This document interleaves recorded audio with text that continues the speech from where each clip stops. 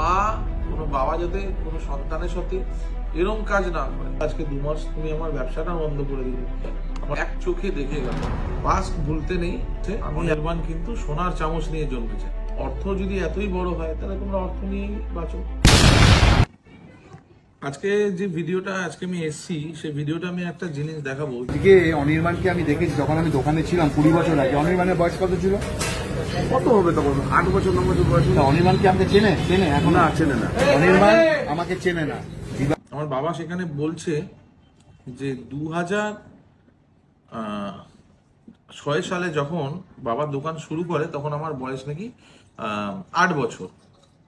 হয়তো বাবা কোথাও ভুলে গেছে যে তখন আমার বয়সটা কিন্তু 16 বছর বয়স।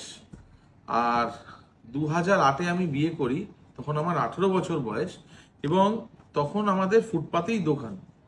এবার আরেকটা কথা আমি বলি, দ্বিতীয় যেটা কথা, আমার বাবা এখানে বলছে আমি অন্যায়কে বরদাস্ত করি না, আমি অন্যায়কে কোনোদিন প্রশ্রয় দিই না। কিন্তু আমি আমার বাবার কাছে এটাই প্রশ্ন রাখবো যে বাবা, আমি তোমাদের সাথে কিংবা তোমার সাথে কি অন্যায় করেছি তুমি আমাকে সেটা বলো। যে তোমার সাথে আমি অন্যায়টা কোথায় করেছি, কি অন্যায় করেছি তুমি সেটা বলো। আমি তো চাই তুমি বলো। আমি যদি কিছু অন্যায় করে থাকি তুমি নিশ্চয়ই বলো। আমি তো চাই পাবলিকের সামনে আসুক আমি তোমার সাথে অন্যায় করেছি, তোমার ভালো চেয়েছি কি চাইনি সেটা তুমি বলো। আর তৃতীয় কথা হচ্ছে, তুমি একটা কথা যেটা বলেছো, যে কথাগুলো বলছি এতদিন থেকে আমি এই করেছি, এত পরিশ্রম করছি, না, সোনার চামচ নিয়ে অনির্বাণ কিন্তু জন্মগ্রহণ করছে, তাই তো? আমি নাকি সোনার চামচ নিয়ে জন্মেছি। সে ভদ্রলোক বলছে অনির্বাণ কিন্তু সোনার চামচ নিয়ে জন্মেছে। তখন যখন তোমায় বলছে কি তাই তো ভাবি দা, তুমি বলছো হ্যাঁ সোনার চামচ নিয়ে। বাবা, আমি যদি সোনার চামচ নিয়ে জন্মে থাকি তাহলে আমি সিকিউরিটি গার্ডের কাজটা কেন করলাম? আমি 2008-এ বিয়ে করেছি, বিয়ের পর থেকেই আমি কিন্তু আলাদাই থেকেছি যাতে তোমাদের কোনো সমস্যা না হয়।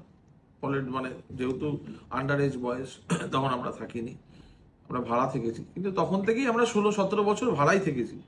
আমি সিকিউরিটি গার্ডের কাজ করতাম। ফটো হয়তো আমার কাছে নেই, আমি কালেক্ট করার চেষ্টা করবো, কিন্তু ভিজুয়াল সিকিউর বলে একটা কোম্পানি আছে, সেই কোম্পানিতে আমি কাজ করতাম। মানি স্কোয়ারে কাজ করেছি, এক্সাইড অবনী মলে কাজ করেছি, আমি আরো কিছু সাইট আছে, যেটা বড় বড় সাইট আমি সেটাই বললাম, কাজ করেছি। সেখান থেকে আমি কাজ করে সেই কাজের সাথে সাথে আমি বেলঘরিয়াতে গিয়ে ট্রেনিং ইনস্টিটিউটে সেখানে মোবাইল রিপেয়ারিং শিখেছি।